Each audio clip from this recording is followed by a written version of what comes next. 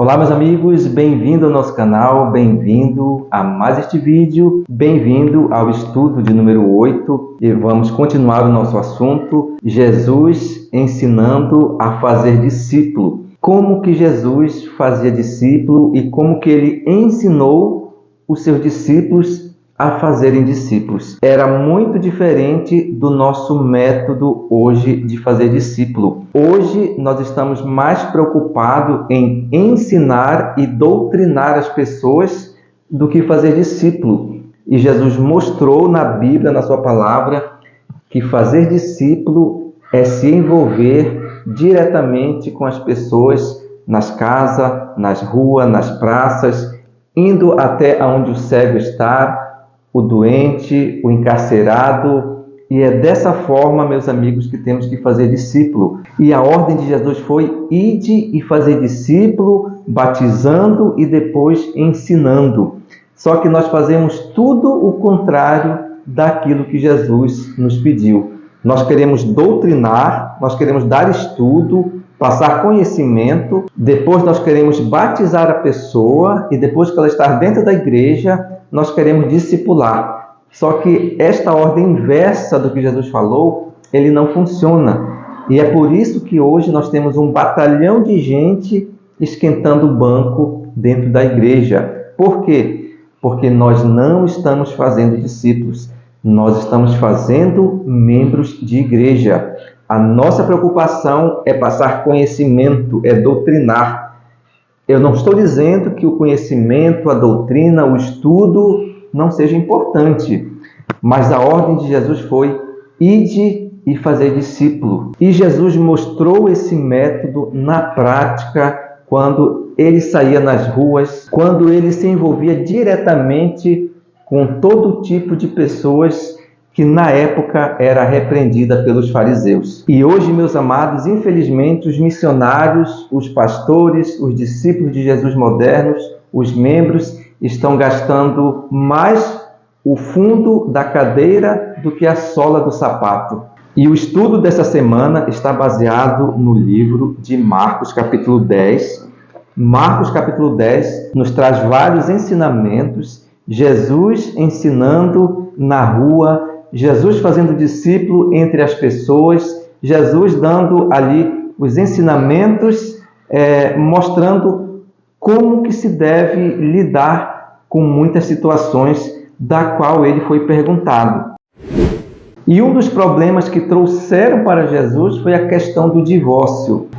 O divórcio sempre foi algo muito controverso, polêmico e difícil de lidar desde que o pecado entrou no mundo. Mas Jesus lidou com esse assunto com muito equilíbrio. E tudo que Jesus queria passar para as pessoas era como que nós temos que lidar com os pecados, com a guarda dos mandamentos. Então, meus amigos, não apenas o divórcio, mas qualquer quebra de mandamento, nós temos que ter critério, cuidado, porque o padrão de Deus para os seus filhos é que nós vivamos uma vida de santidade, uma vida de perfeição. Perfeição na Bíblia significa maturidade. Sede perfeito, sede santo. Santo na Bíblia significa separado para Deus. E o ideal de Deus para nós é que nós sejamos 100% perfeitos. Só que esse ideal, ele foi, digamos, deturpado com a entrada do pecado. E nós nem sempre conseguimos, ou na maioria das vezes, não conseguimos ser 100% perfeito na nossa vida, no nosso viver diário, porque nós somos pecadores sujeitos aos tropeços. E o divórcio na época de Jesus era algo muito controvertido, assim como em nossos dias de hoje também. E existiam ali na época de Jesus duas escolas, duas linhas de judeus, uma muito conservadora e outra muito liberal com respeito ao divórcio. E Jesus quis colocar ali o equilíbrio, não apenas ao divórcio, mas a guarda do mandamento, a guarda do sábado e outros mandamentos que estavam sendo deturpados naquela época, assim como hoje também. E para se ter uma ideia, existia uma linha de judeus naquela época que eles colocaram muito critério para o divórcio. E tudo para eles era motivo de divórcio. Como, por exemplo, se o marido chegasse em casa e a mulher tivesse queimado a comida, o alimento, o almoço, queimado o feijão, por exemplo, aquilo já era um motivo de divórcio. E só o homem na época tinha direito de pedir o divórcio, enquanto que a mulher era massacrada e ela não tinha nenhum direito de pedir o divórcio. Enquanto que em outras linhas judaicas, o divórcio já era muito mais rígido. E dessa forma, a pergunta foi feita para Jesus. E o padrão de Jesus não muda. O padrão de Jesus sempre foi o mesmo com o divórcio e com outros tipos de pecado, com outro tipo da guarda dos mandamentos. Os princípios, os mandamentos de Deus são eternos. E lá em Marcos capítulo 10, e o verso 10 diz assim: em casa voltaram os discípulos a interrogá-lo sobre este assunto. E eles lhe disse: quem repudiar sua mulher e casar com outra, comete adultério contra aquela.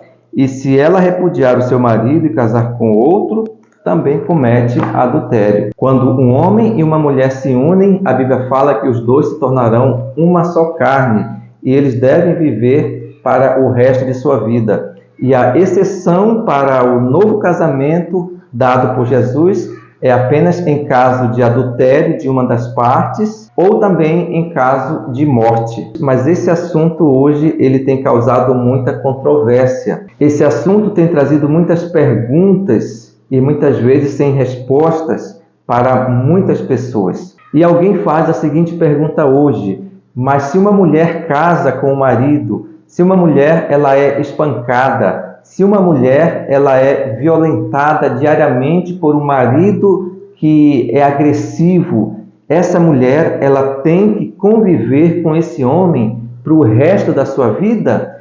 Essa mulher é obrigada a conviver com este abuso, sendo infeliz, sendo maltratada, porque o mandamento diz que não pode se divorciar, a não ser quando ele adulterar ou quando ele morrer. Então essa mulher que vive espancada, que vive sendo atormentada por esse mau marido, ela vai ter que torcer para aquele homem adulterar, ou então ela vai ter que torcer para aquele homem morrer, para poder ela ficar livre, desimpedida e, se possível, casar com outra pessoa e ter um novo casamento.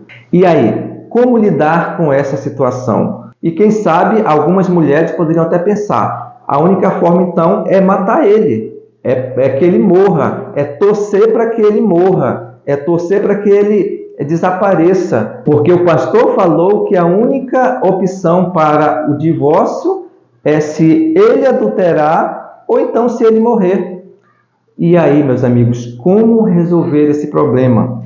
E você acha justo uma mulher viver nessa situação pro resto da vida? E além do mais, muitas mulheres correm o risco de morte. Então, ao mesmo tempo que muitas vezes queremos proteger um mandamento não adulterarás, nós estamos acobertando um mandamento que diz não matarás.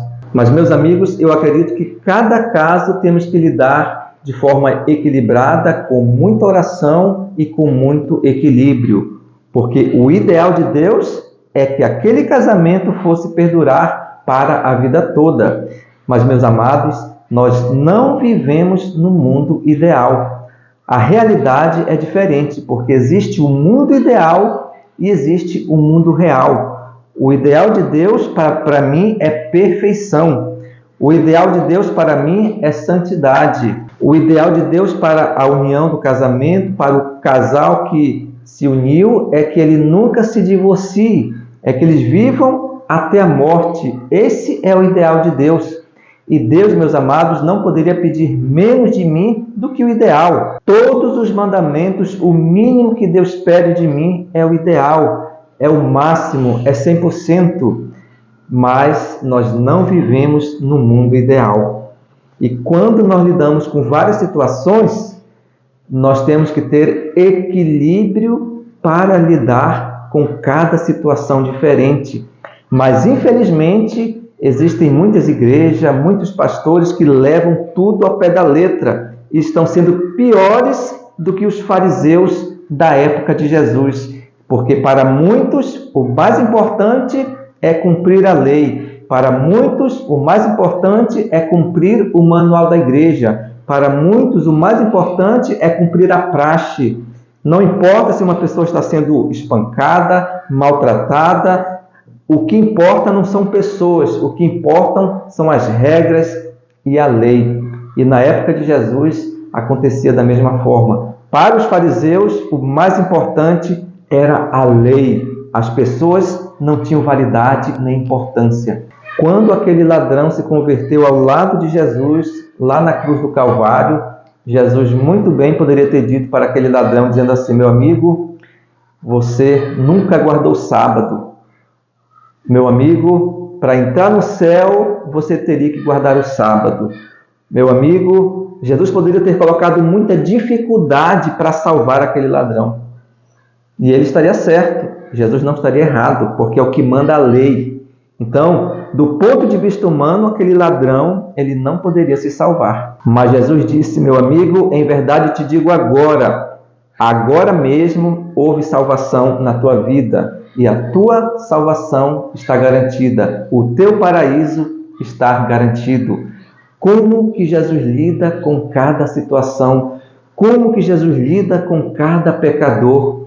E é dessa forma, meus amados, também que temos que lidar com o assunto do divórcio. Temos um ideal, temos um padrão, e o padrão de Deus nós sabemos qual é a perfeição no casamento. O padrão de Deus é que nunca aconteça a separação e o divórcio, mas nós temos que saber lidar com cada situação, com cada caso que chegam, e nós temos que pedir sabedoria de Deus para lidar com cada caso, para não cometermos injustiça, porque o que mais a gente vê em muitas igrejas são injustiças cometidas com respeito ao assunto do divórcio, e as penalidades muitas vezes são muito grandes, tudo porque nós estamos preocupados com a lei, nós estamos preocupados com a regra, com o manual da igreja, e nós não estamos preocupados em resgatar pessoas, em levar pessoas para o céu. Estamos muitas vezes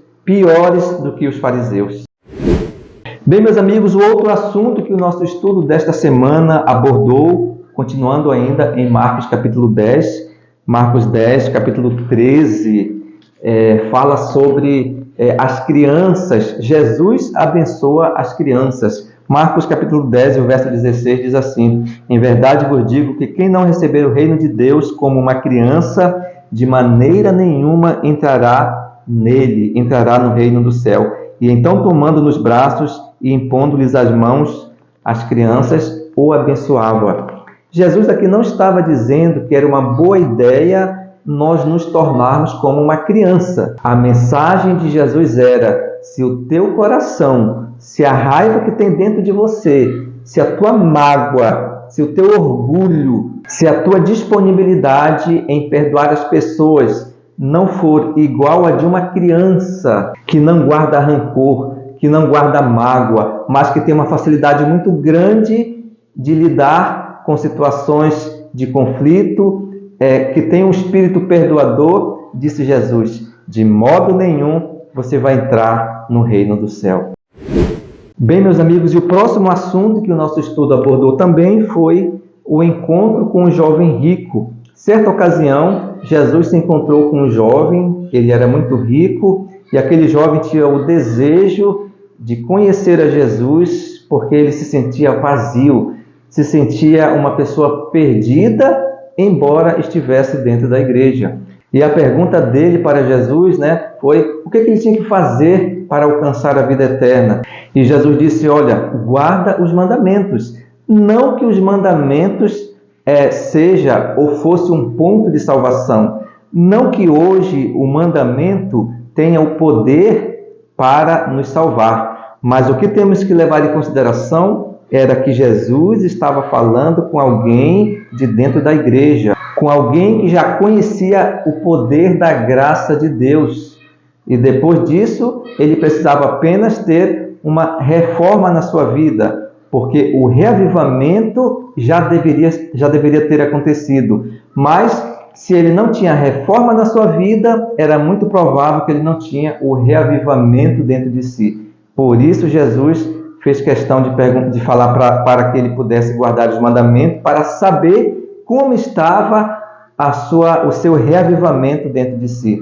E foi quando ele disse: Mestre, tudo isso eu já guardo desde a minha infância, desde a minha adolescência eu já guardo os mandamentos.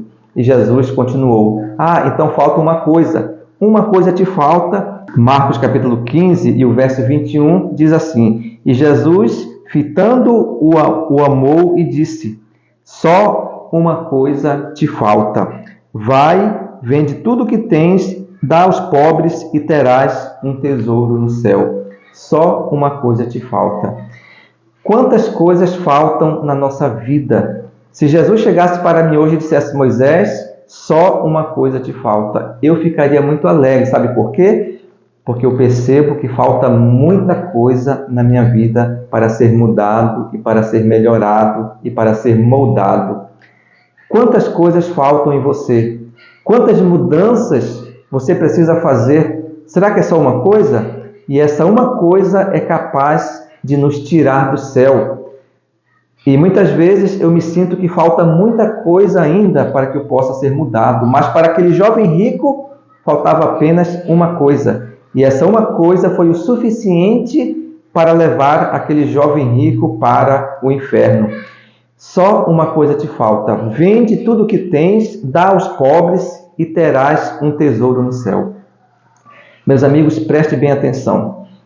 Jesus se encontrou com outros ricos também naquela época, como Nicodemos, José de Arimateia, Zaqueu, e Jesus não pediu para que os outros ricos vendessem a sua propriedade e dessem aos pobres. Agora, por que Jesus pediu para aquele jovem rico? Na verdade, amigos, Jesus, ele não tinha a intenção, Jesus não queria que aquele homem rico vendesse a sua propriedade. Aquela foi uma afirmativa retórica para aquele jovem rico, porque Jesus queria saber como que estava o seu apego às coisas materiais. Mas definitivamente Jesus não estava de forma categórica pedindo para que ele vendesse tudo e ficasse pobre e ficasse sem nada, não era isso.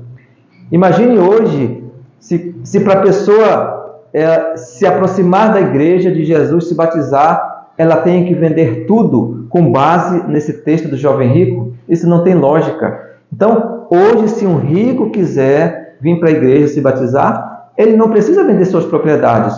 Ele não precisa ficar pobre para ser um cristão. E Jesus não tinha a intenção de fazer com que aquele homem ficasse pobre para poder seguir a Jesus. Não foi essa a afirmativa de Jesus. Embora essas foram as palavras, mas a intenção de Jesus foi o seguinte: eu quero saber, eu quero sondar esse jovem para ver até onde está o seu apego às coisas materiais. E Jesus pôde perceber até onde estava a profundidade do seu problema. Até que porque hoje existem muitos ricos que não têm apego às coisas materiais e muitos ricos que têm apego às coisas materiais. Da mesma forma que existem muitos pobres que têm mais apego às coisas materiais do que alguns ricos, mas também tem pobre que não tem apego às coisas materiais. Então Jesus queria saber até onde estava o apego à mundanidade daquele jovem. E o nosso grande problema hoje é que nós estamos apegados às coisas mundanas desse mundo. O nosso grande problema é que nós estamos apegados a todos os vícios, a todas as coisas que nos tiram do céu nesse mundo. E eu não preciso ser uma pessoa rica para ter apego às coisas materiais. E infelizmente a Bíblia nos fala que aquele jovem se retirou triste e, acima de tudo, perdido. Bem, meus amigos, e o outro assunto que a lição nos abordou foi a cura de um cego em Jericó. O cego Bartimeu. É uma história muito conhecida. Quando Jesus ele curava uma pessoa de uma cegueira ou de qualquer outro problema, ele estava querendo nos ensinar uma grande lição para nós hoje, porque a cura na Bíblia, nos evangelhos, eram tidos como sinais. e os sinais, eles apontavam mais para frente. Os sinais estavam apontando para nós hoje. E quando Jesus ele curava um paralítico, ele dizia que tem poder sobre a paralisia que neutraliza a vida espiritual das pessoas. Quando Jesus curava ou ressuscitava um morto, ele estava dizendo: eu tenho poder sobre a morte. Quando Jesus curava um leproso, ele dizia: eu tenho poder sobre a lepra do pecado que está impregnada no corpo da humanidade. E quando Jesus ele curava um cego, ele estava dizendo: eu sou a luz do mundo. Eu tenho capacidade para abrir os teus olhos, para que você enxergue aquilo que você não pode ver. Mas Jesus estava falando mais precisamente da nossa cegueira espiritual. E o cego Bartimeu, ele tinha o desejo de se encontrar com Jesus. E ele gritava: Cristo, filho de Davi, tenha misericórdia de mim. E os discípulos, as pessoas ali abafavam sua conversa, mas quanto mais ele era impedido, mais ele gritava: Cristo, filho de Davi, tem compaixão, tem misericórdia de mim. Quanta fé, quanta confiança aquele cego ele tinha em saber que tinha certeza de que se Jesus se aproximasse dele, ele estaria curado. E olha só o que diz aqui Marcos capítulo 10 e o verso 50 diz assim, Marcos 10, 49 diz assim: parou Jesus e lhe disse: chamai-o. Chamaram então o cego, dizendo-lhes: tem bom ânimo, levanta-te, ele te chama. E o verso 50, lançando-se de si a capa, levantou-se de um salto e foi ter com Jesus. Perguntou-lhe Jesus: que queres que eu te faça? Respondeu o cego: mestre, que eu torne a ver novamente. Então Jesus lhe disse: vai, a tua fé te salvou. E imediatamente tornou a ver e a seguir a Jesus estrada afora. É interessante saber que aquele cego, ele largou a sua capa. A capa era tudo o que um cego tinha naquela ocasião. Era com a capa que ele se livrava das poeiras, era com a capa que ele se livrava do frio da noite. A capa era a sua proteção. Um cego numa rua, um cego numa calçada sendo jogado ali sem ninguém, sem uma capa, era um cego desprovido de todo cuidado, porque a capa lhe dava toda a sua segurança. E Bartimeu, quando chegou a Jesus, ele largou a sua capa e correu, porque ele sabia que aquela era a última vez que ele tinha a proteção da sua capa, e que a partir daquele momento em diante a sua proteção seria a proteção de Jesus. Ele tinha certeza de que Jesus operaria um milagre em sua vida. E Jesus, ele viu grande fé naquele cego.